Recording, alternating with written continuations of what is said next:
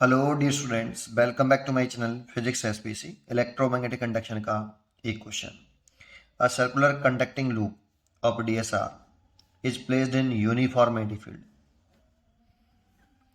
With its plane perpendicular to the field. ये line important है। If it is rotated about an axis through centre normal to its plane with angular frequency omega, the maximum value of induced EMF is solution। सबसे important line जो है, इसमें दो line important है। एक तो rotational axis जो पास हो रही है, सेंटर से पास हो रही है, और परपेंडिकुलर है प्लेन के, उसे घुमाया जा रहा है एंगुलर वेलोसिटी ओमेगा से। ठीक है, तो देखो एक सर्कुलर लूप बनाते हैं। सबसे पहले एक ये सर्कुलर लूप है, ठीक है, और इसमें एक यूनिफॉर्म मैग्नेटिक फील्ड है जो कि इसके प्लेन के परपेंडिकुलर है। जिस सर्कुलर लूप का प्लेन हो गया, उसके प्लेन के परपेंडिकुलर मैग्नेटिक फील्ड बना लो आप। ये बना लिया, और कांस्टेंट मैग्नेटिक फील्ड है बी। यूनिफॉर्म मतलब कांस्टेंट है। अब प्लेन के परपेंडिकुलर सेंटर से पास होने वाली, तो देखो प्लेन के परपेंडिकुलर सेंटर से पास होने वाली एक रोटेशनल एक्सिस ऐसे आई है। इस रोटेशनल एक्सिस ऐसे है। अब इस एक्सिस को मैंने क्रॉस से डोनोट किया है, रोटेशनल एक्सिस को डोनोट किया है।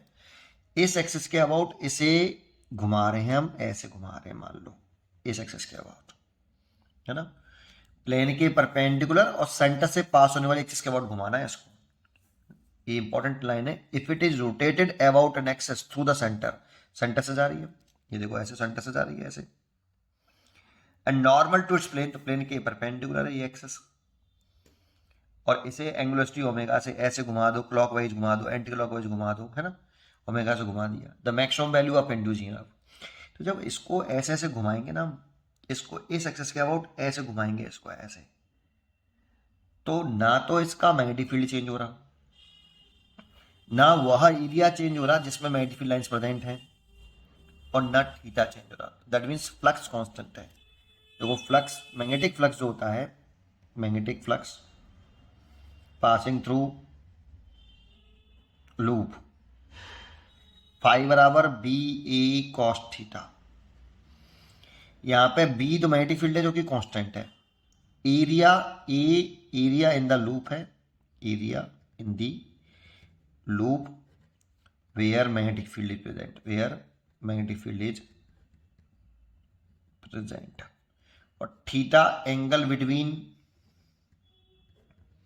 B and direction of area vector है। तो इस जगह पर एरिया की डायरेक्शन दिखाएं तो प्लेन के परपेंडिकुलर आउटपुट दिखा सकते हो ऐसे। तो एरिया की डायरेक्शन भी बाहर है और मैग्नेटिक फील्ड की डायरेक्शन भी मैंने बाहर की तरफ लिया है, तो थीटा इस जगह पे 0 डिग्री है। तो देखो यहाँ पे बी भी कांस्टेंट,